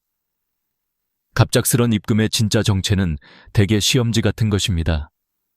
당황한 사람은 틀리고 준비된 사람은 마칩니다. 다음 장에서 우리는 이 시험을 통과하는 시간표와 순서를 차근차근 살펴보겠습니다. 중요한 건 겁먹지 않는 태도입니다. 알고 있으면 두렵지 않습니다.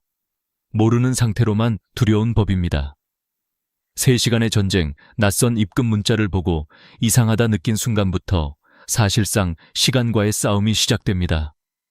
많은 분들이 조금 있다가 은행 가서 이야기해야겠다, 점심 먹고 처리해야지 하고 생각하십니다. 그런데 이 짧은 미루기가 상황을 완전히 뒤집어 놓을 수 있습니다. 왜냐하면 통장이 묶이는 속도는 우리가 상상하는 것보다 훨씬 빠르기 때문입니다. 요즘 금융 시스템은 보이스피싱 피해 확산을 막기 위해 의심되는 거래가 포착되면 자동으로 정지 조치를 진행합니다. 문제는 이 정지 조치가 내 의지와 상관없이, 그리고 내가 잘못을 하지 않아도 걸릴 수 있다는 점입니다. 지급 정지는 단순히 잠시 이체가 안 되는 수준이 아닙니다. ATM 출금, 계좌 이체, 자동 이체, 카드 결제까지 전부 멈춥니다. 심지어 앱에 로그인하는 것 자체가 막히기도 합니다. 한마디로 내 돈인데 내가 만질 수 없게 되는 상황이 됩니다. 음식점에서 식사하고 계산하려는데 카드가 거절되고 병원에 가서 진료비를 내려고 하는데 결제 불가가 뜨고 전기료, 수도료 같은 공과금이 연체되기 시작합니다. 생활의 흐름이 그대로 멈춥니다. 가장 억울한 건 나는 아무 잘못도 하지 않았다는 사실입니다. 그저 내 통장으로 돈이 들어왔다는 이유 하나뿐입니다. 이때 사람은 심리적으로 크게 흔들리기 마련입니다. 내가 사기를 당한 건가? 내 계좌가 범죄에 이용된 건가? 이제 어떻게 하지? 머릿속이 순식간에 복잡해지고 당황한 상태에서 결정을 내리면 실수를 하기 쉽습니다. 그리고 사기꾼들은 바로 이 심리 상태를 이용합니다. 제가 실수로 어르신 계좌로 보냈어요. 너무 급해서 그러는데요. 절반만 돌려주시면 바로 신고 취소할게요. 라고 부드럽게 말할 때도 있고, 통장 묶인 거 풀고 싶으면 지금 당장 아니면 늦어요. 라는 식으로 압박할 때도 있습니다. 어떤 경우든 목적은 하나입니다. 당신이 직접 돈을 움직이게 만드는 것. 이 순간부터 상황은 완전히 달라집니다. 하지만 여기서 꼭 기억해야 할 사실이 있습니다. 통장이 묶였다는 건 당신이 범죄자라는 뜻이 아니라 아직 조사가 끝나지 않은 상태라는 뜻입니다. 이건 의심이지 판단이 아닙니다. 따라서 우리가 해야 할 일은 억울함을 감정으로 표현하는 것이 아니라 억울함을 증명할 근거를 준비하는 것입니다. 은행 창구에 가서 저 죄 없어요, 풀어주세요 라고 외친다고 해서 통장이 바로 풀리지는 않습니다. 은행 직원은 개인 판단을 하지 않습니다. 그들도 시스템과 절차를 따라야 합니다. 지급 정지를 해제하는 권한은 은행 창구 직원에게 있는 것이 아니라 증거가 확보된 뒤 공식 해제 청구가 승인되는 단계에 있습니다. 그러니 감정적으로 대응한다고 해서 해결되는 일은 없습니다. 오히려 마음만 지치고 상황은 나빠집니다. 이 3시간이라는 시간은 우연한 숫자가 아닙니다. 범죄 신고가 접수되고 전산망에서 이체 차단 신호가 전송되고 관련 계좌가 위험 목록에 올라가는 데 걸리는 최소 반응 시간이 대략 2-3시간입니다. 따라서 송금자가 신고하기 전에 내가 먼저 신고한 기록을 남기는 것이 핵심입니다.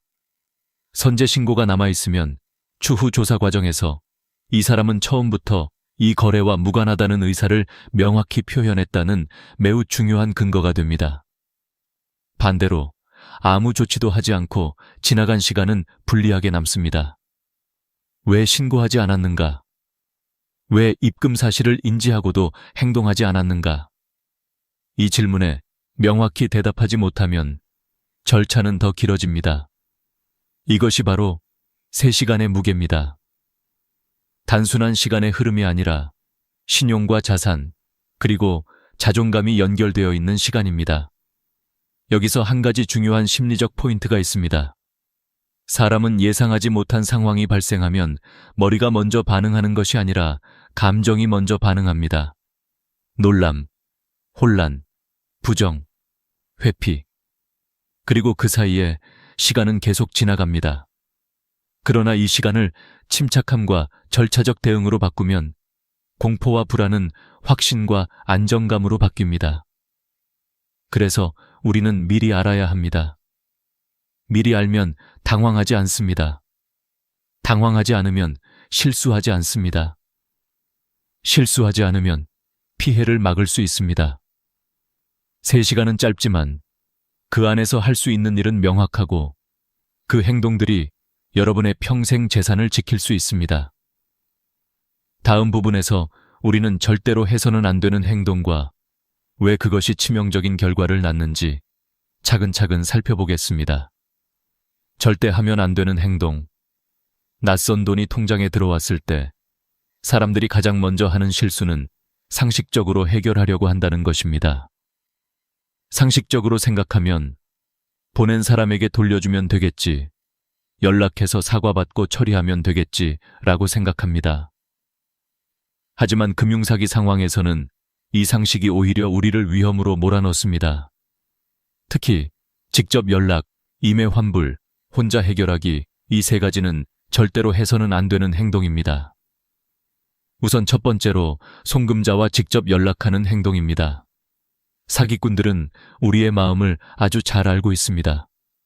갑자기 전혀 모르는 돈이 들어오면 누구나 혼란스럽고 문제를 빨리 해결하고 싶어집니다.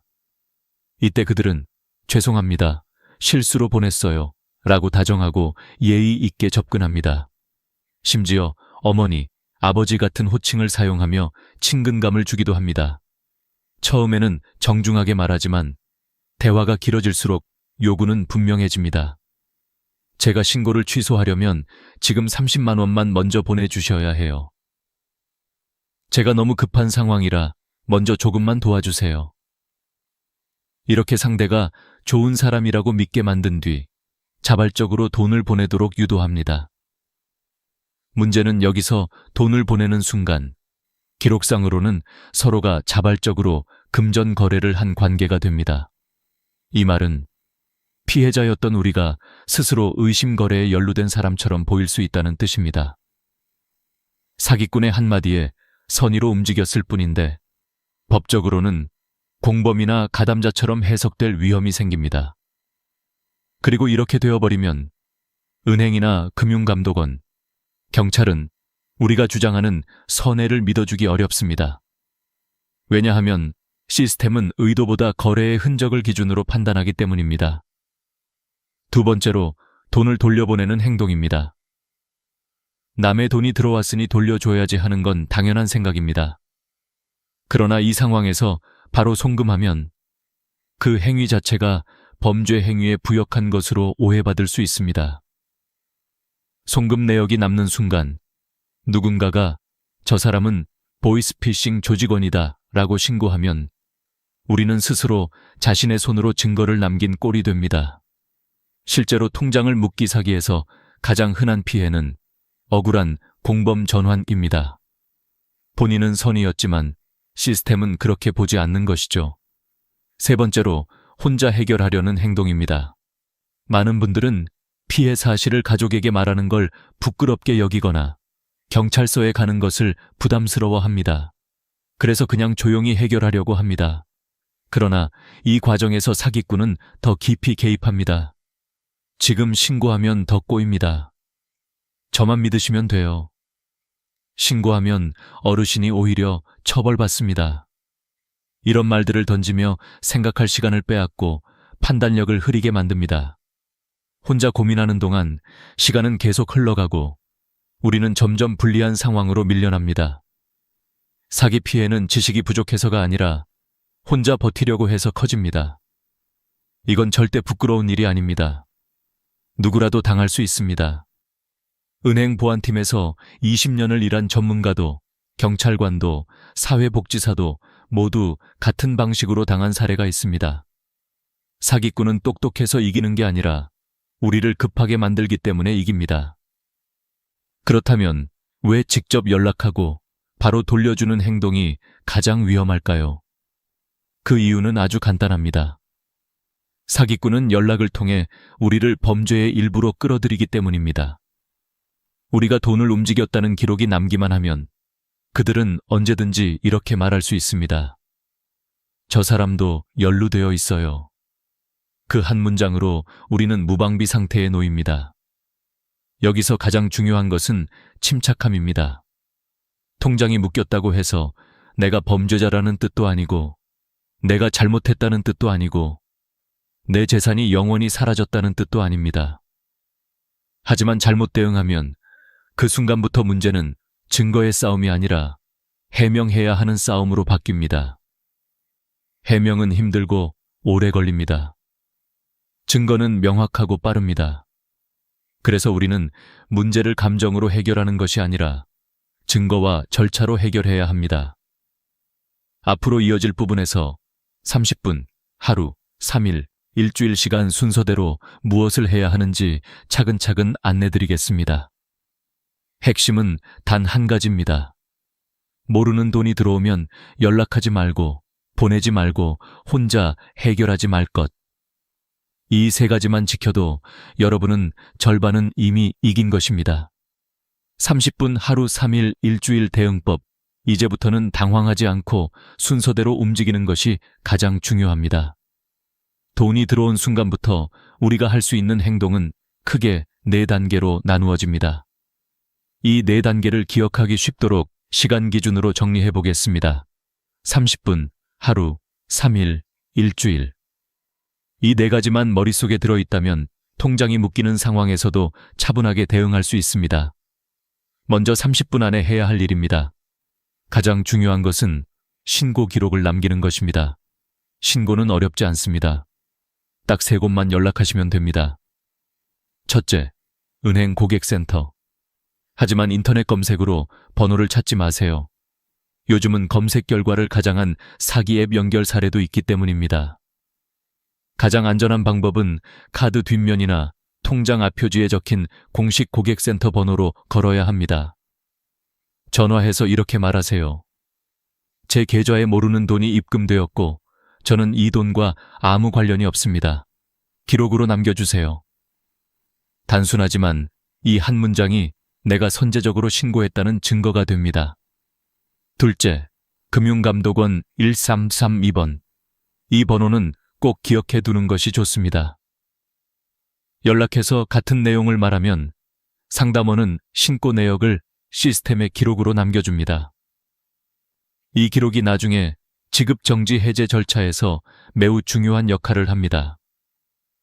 셋째, 경찰청 앱 시뒤. 여기서도 똑같은 말을 반복하시면 됩니다. 보이스피싱 혹은 사기 가능성 때문에 선제적으로 신고합니다. 이렇게 세 곳에 신고하면 내가 범죄의 우연한 피해자라는 사실이 문서로 남습니다. 이 세 통화까지 걸리는 시간은 길어도 30분이면 충분합니다. 당황할 필요도 전문 지식이 필요하지도 않습니다. 단지 빠르고 정확하게 신고하는 것이 핵심입니다. 그 다음은 하루 안에 해야 할 일입니다. 바로 증거 수집입니다. 입금 내역은 화면 캡처로 남기고 입금 시간, 금액 송금인 이름이 보이도록 저장합니다. 문자 알림도 전체 화면으로 캡처합니다. 그리고 이 모든 이미지를 사진첩에만 저장하지 말고 별도의 폴더를 만들어 정리해 두세요.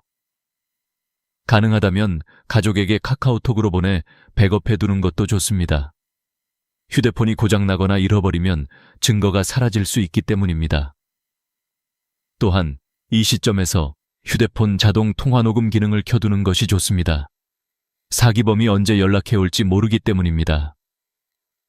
대부분의 어르신들 휴대폰에는 통화 녹음 기능이 내장되어 있으니 가족에게 부탁하면 금방 설정할 수 있습니다. 다음은 3일 안에 해야 할 일입니다. 바로 경찰서에서 사건 사고 사실 확인서를 발급받는 것입니다. 이 서류는 나는 범죄와 무관한 사람입니다 라는 것을 공식적으로 확인해주는 문서입니다. 증거를 가지고 경찰서 민원실에 가서 상황을 설명하면 신고 기록과 증거를 토대로 확인서를 발급받을 수 있습니다. 여기서 중요한 건 시기입니다. 지급 정지가 시작된 날로부터 3일 안에 받아야 합니다. 하루라도 늦으면 서류 발급이 어려워지고 절차가 길어지며 통장 해제까지 몇 달이 걸릴 수 있습니다. 따라서 이 부분은 절대 미루면 안 됩니다. 마지막은 일주일 안에 해야 할 일입니다. 경찰서에서 받은 사실 확인서를 들고 은행에 가서 지급 정지 해제 청구서를 제출하는 것입니다. 이때 앞서 준비한 증거, 입금 내역 캡처, 신고 접수 번호, 문자 캡처 등을 함께 제출하면 은행은 이를 검토하여 해제 가능 여부를 심사합니다.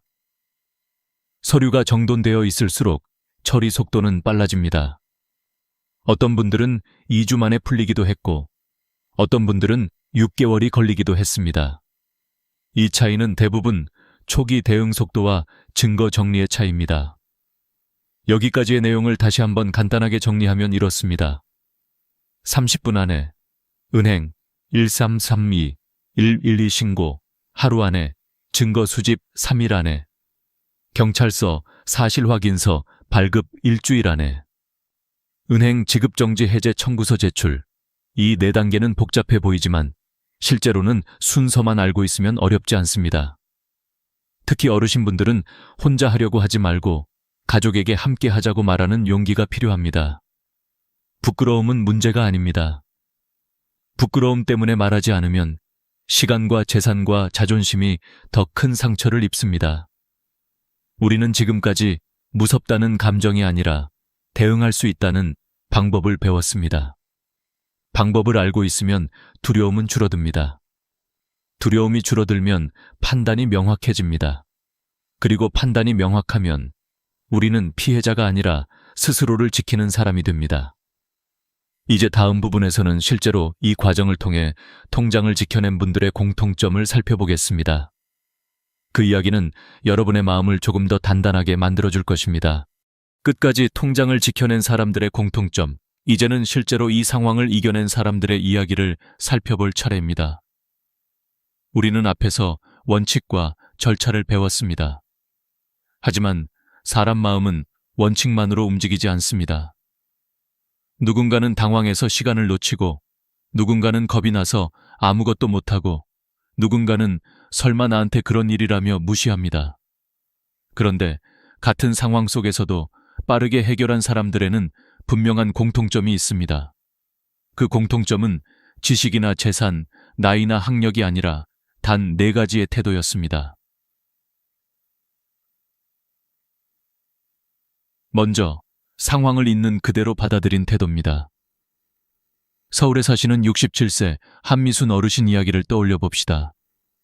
어르신 통장에 130만 원이 갑자기 들어왔고 3시간 후 통장이 묶였습니다. 많은 분들이라면 이렇게 생각했을 겁니다. 내가 뭘 잘못했다고 억울한데 일단 은행 가서 따져야지. 하지만 한미순 어르신은 감정보다 현실을 먼저 인정했습니다. 통장이 묶였다는 건 절차가 시작되었다는 뜻이다. 그러면 지금 내가 할 일은 억울함을 말하는 것이 아니라 증거를 준비하는 것이다. 이 차이가 모든 것을 바꾸었습니다. 감정은 폭발하는데 해결은 멀어지는 상황에서 한 어르신은 스스로를 지켜내는 선택을 하신 겁니다. 두 번째 공통점은 도움을 요청할 줄 알았다는 것입니다. 많은 분들이 문제를 가족에게 알리는 것을 부끄럽게 여깁니다. 나이가 몇인데 이런 걸 당해? 괜히 애들한테 걱정 끼치기 싫어. 하지만 이런 생각 때문에 더 큰 피해가 생깁니다. 반대로 한미순 어르신은 바로 아들에게 전화를 걸었습니다. 아들은 침착하게 말했습니다. 엄마, 지금부터는 감정이 아니라 기록이야. 내가 도와줄게. 혼자가 아니었다는 사실. 그것만으로 어르신은 무너지지 않았습니다. 누군가와 함께하면 판단이 흔들리지 않습니다. 우리가 기억해야 할 문장은 이겁니다. 부끄러움은 문제가 아니다. 침묵이 문제다.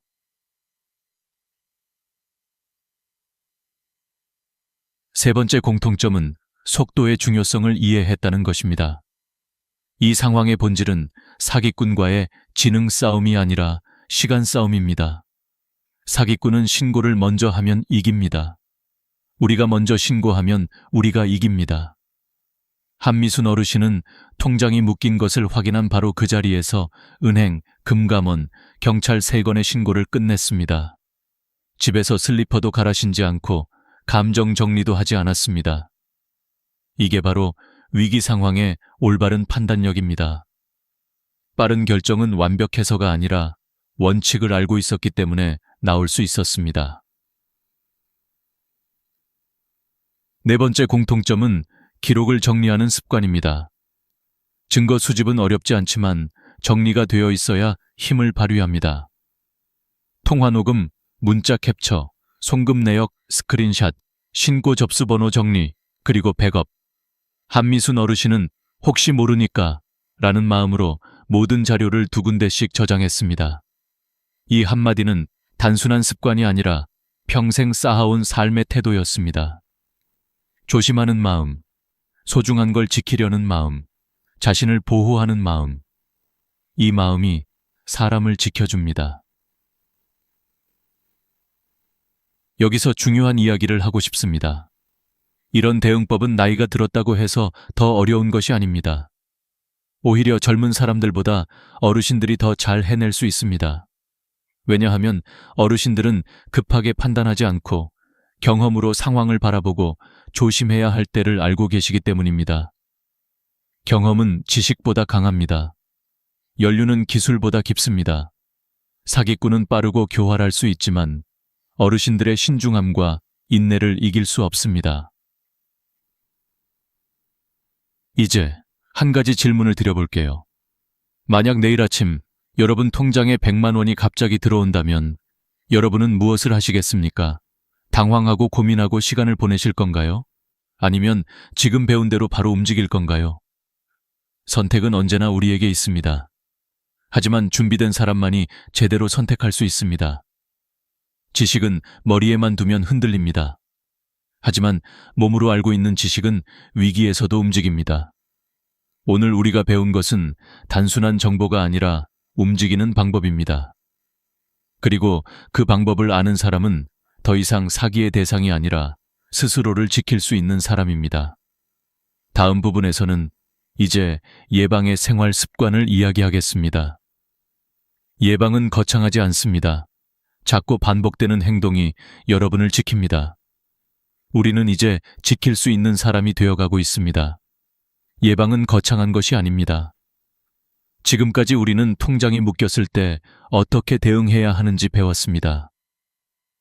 하지만 가장 좋은 방법은 애초에 통장이 묶이지 않도록 예방하는 것입니다.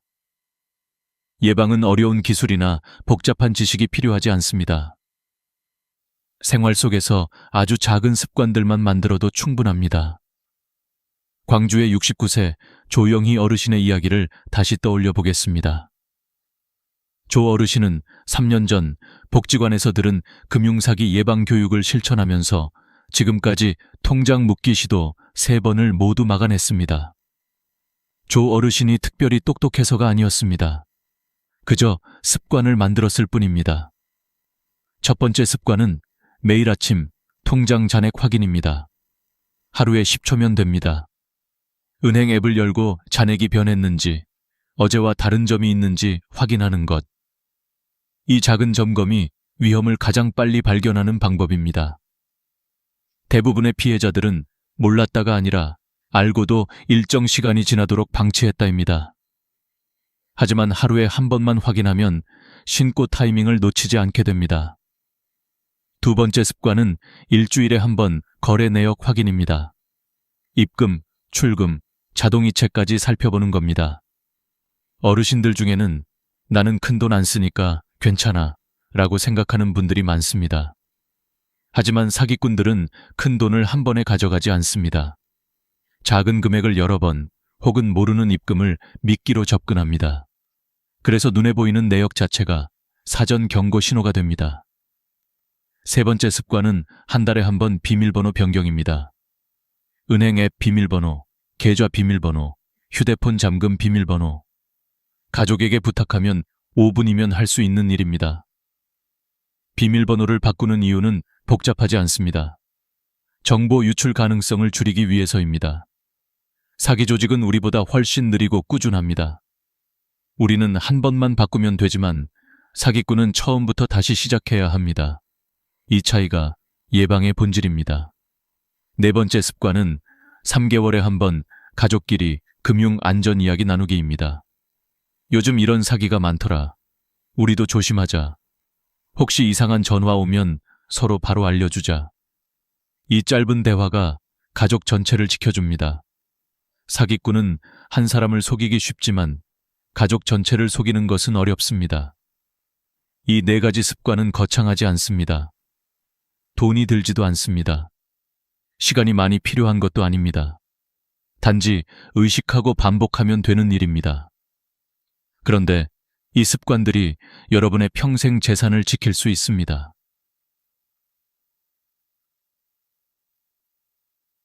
여기서 한 가지 더 중요한 사실을 말씀드리고 싶습니다. 통장은 돈만 담고 있는 것이 아닙니다. 그 안에는 여러분의 평생의 시간, 노력, 땀, 희생, 가족의 미래가 함께 담겨 있습니다.